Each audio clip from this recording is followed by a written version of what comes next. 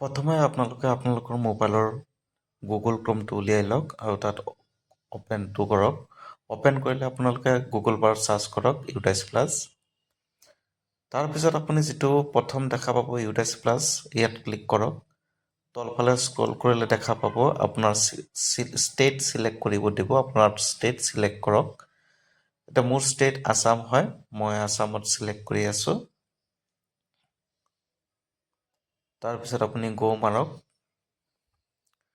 গো মাৰাৰ পিছত আপোনাৰ যিটো ইউজাৰ আইডি আছে আৰু পাছৱৰ্ডটো আছে, এইটো আপুনি ইয়াত এণ্টাৰ কৰক।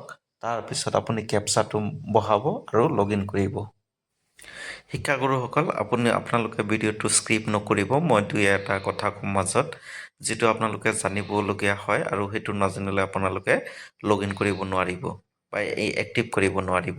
তাৰপিছত আপুনি কি কৰক, কাৰেণ্ট একাডেমিক ইয়াৰ 24-25 ক্লিক কৰক। ক্লিক কৰাৰ পিছত স্কুল ইনফৰমেশ্যন আহিব, এইটো ক্ল'জ কৰক।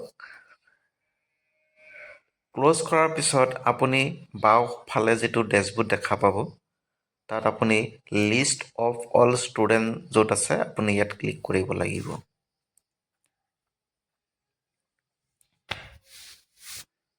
List of all students. তাৰপিছত আপুনি কি কৰিব, ইনএক্টিভ ষ্টুডেণ্ট, আপুনি ইনএক্টিভ ষ্টুডেণ্টছৰ তাত ক্লিক কৰিব লাগিব। ক্লিক কৰাৰ পিছত আপুনি যিজন ছাত্ৰ বা ছাত্ৰীৰ নামটো আপুনি এক্টিভ কৰিব বিচাৰে, তাৰ আগতে আপুনি কি কৰিব, ছাত্ৰ বা ছাত্ৰীজনীৰ এগেইনষ্টত পেন নাম্বাৰ আছে, এই পেন নাম্বাৰটো আপুনি কি কৰিব, এণ্ট্ৰি কৰিব আৰু নিজৰ ব্লকত গৈ MIS ছাৰক আপুনি এই পেন নাম্বাৰটো দি আপুনি এক্টিভ কৰিব দিব। মনত ৰাখিব, এইটো আপুনি নিজে কৰিব নোৱাৰে, এইটো আপুনি ব্লকত যাবই লাগিব আৰু MIS ছাৰক ক'লেই এই ছাত্ৰ বা ছাত্ৰীজনৰ আনএক্টিভ পেন নাম্বাৰটো কি কৰি দিব, এক্টিভ কৰি দিব। যেতিয়া হৈ যাব তেতিয়া আপুনি কি কৰিব লাগিব, ইম্পৰ্ট মডিউলত ক্লিক কৰিব লাগিব। ইম্পৰ্ট মডিউলত ক্লিক কৰি আপুনি চাৰিটা পাব, import within state, import outside state আৰু drop box inactive student list. আপুনি ইয়াত গ্ল' কৰক। গো মৰাৰ পিছত আপুনি কি কৰিব লাগিব, ইউডাইচ বহাব লাগিব। আপোনাৰ ষ্টেট, ডিষ্ট্ৰিক্ট আৰু ব্লকটো বহাব লাগিব। তাৰপিছত আকৌ আপুনি ইউডাইচটো মাৰি দিলে স্কুলৰ সৈতে নামটো আহি যাব। আপুনি তাৰপিছত কি কৰক, চাৰ্চ কৰক। এনেকৈ চাৰ্চ কৰিলে আপুনি দেখা পাব, মই মুক্সিদা খাতুন নামৰ ছোৱালীজনী ইম্পৰ্ট কৰিব বিচাৰিছোঁ, মানে ইনএক্টিভৰ পৰা এক্টিভ কৰিম। এইটোতো আমাৰ MIS ছাৰে এক্টিভ কৰি দিছে। মই এতিয়া ইম্পৰ্টটো কেনেকৈ কৰে সেইটো মই দেখাই দিম। ইয়াত আপুনি একশ্যনত গ'লে দেখা পাব ইম্পৰ্ট, ইয়াত আপুনি ক্লিক কৰিব লাগিব।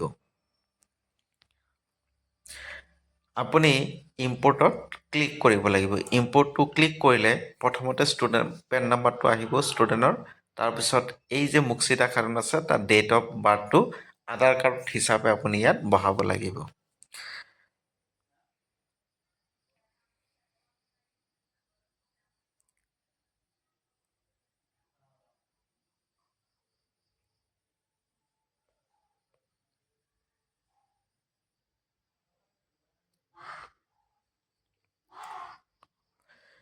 এনেকৈ ছাত্ৰ বা ছাত্ৰীজনীৰ ডেট অফ বাৰ্থ বহালোঁ। তাৰপিছত গো মাৰিব লাগিব। ইয়াত দেখা পাব গো বটনটো, গো বটনত ক্লিক কৰিলে আপোনালোকে এনেকুৱা এটা পেজ খোল খাব, য'ত ছাত্ৰ আৰু স্কুলৰ ডিটেইলছ আহে। তাৰপিছত আপুনি কি কৰিব লাগিব, অকণ তলফালে স্ক্ৰল কৰিব লাগিব। যেতিয়া আপুনি তলফালে স্ক্ৰল কৰিব, ইয়াত চাব ইম্পৰ্টটো আছে 24-25। আপুনি ইম্পৰ্ট কোনটো ক্লাছত ইম্পৰ্ট কৰিব বিচাৰে আপুনি বহাব। ছেকশ্যনটো থাকে আৰু ইয়াত ছাত্ৰ বা ছাত্ৰীজনে কেতিয়া এডমিশ্যন লৈছিল সেই এডমিশ্যন ডেটটো আপুনি ইয়াত বহাই দিব।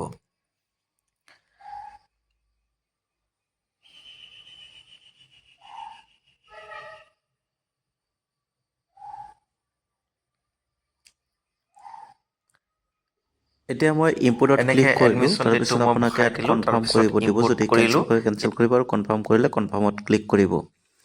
এতিয়া চাম মেণ্ডেটৰী মোৰ মানে এইটো হোৱা নাই শিক্ষাগুৰুসকল, তো মোৰ ইয়াত কিবা ভুল হৈ আছে। শিক্ষাগুৰুসকল, মোৰ এইটো ছাত্ৰৰ কিবা ভুল হৈ আছে, তো এইটোতো মই কৰিব নোৱাৰিলোঁ। তো মই ব্লকৰ MISৰ তাত যোগাযোগ কৰিব লাগিব। আপোনালোকে এনেকৈ কৰক, যদি ছাত্ৰৰ কিবা ভুল হৈ নাথাকে তে আপোনালোকৰ ডেফিনেটলি ইম্পৰ্ট হ'ব। Thank U.